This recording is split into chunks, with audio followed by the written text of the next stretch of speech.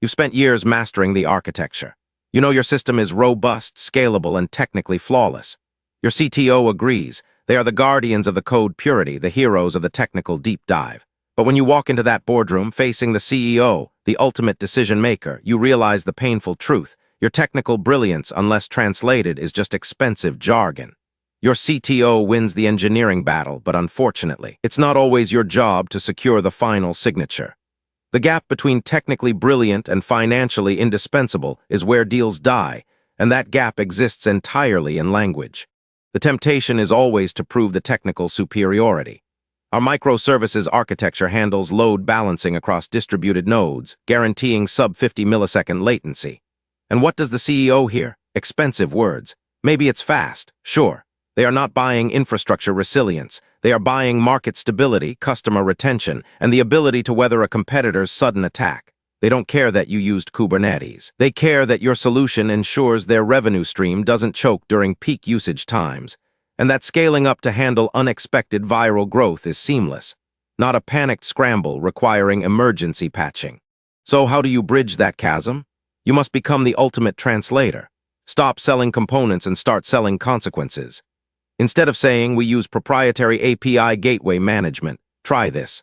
Our system acts as a protective shield around your customer data, ensuring that even if there's an unexpected surge in activity, the user experience remains flawless and your brand integrity is never compromised. You are shifting the focus from how it works to what it prevents.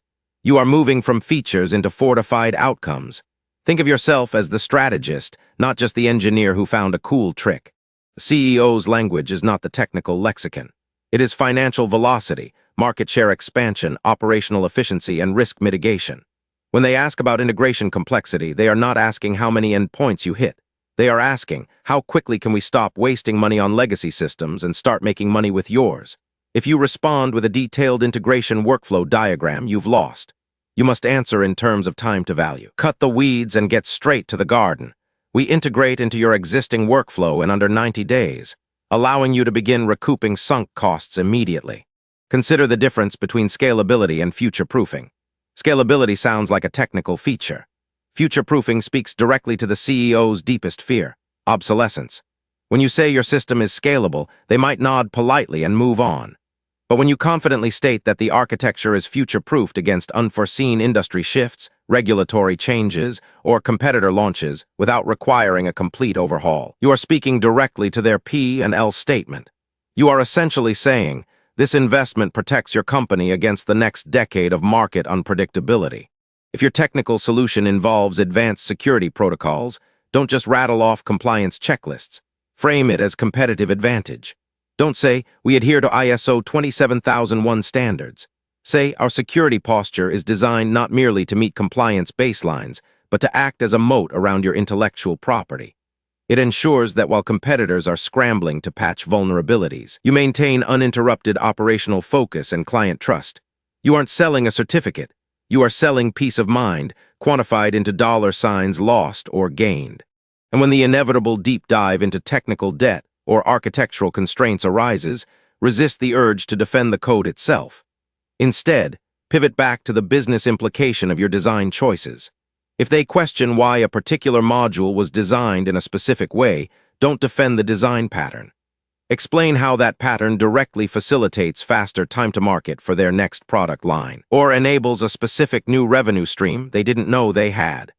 Always use the technical detail as evidence for a business conclusion, never as the conclusion itself.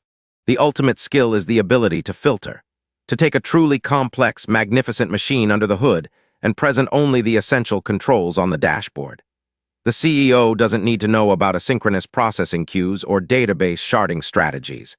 They need to know that when they press the accelerator, the machine responds reliably, swiftly, and moves them toward their financial targets. Your job is to ensure that the complexity remains safely contained within your brilliant architecture, while only the effortless outcome reaches their decision-making desk. Master this translation, and you cease being a vendor. You become an indispensable strategic partner. You move from the transactional role of here is my solution to the executive advisory seat of this is how we achieve your vision. You stop competing on features and start winning on inevitability. You are no longer just selling software. You are selling the accelerated pathway to their next level of market dominance. So the next time you find yourself describing your system's architecture, take a breath. Before you deploy the technical muscle memory, pause, ask yourself, if this feature were a business outcome, what would it be? Don't just sell the code. Sell the capital gains, the market agility, and the quiet confidence that comes from knowing you have built something truly unstoppable. Go into that meeting not as the tech guy, but as the financial architect of their future success. Your action plan: 1. Translate features into financial outcomes. 2. Sell risk mitigation, not architecture. 3. Speak their language, ROI and growth.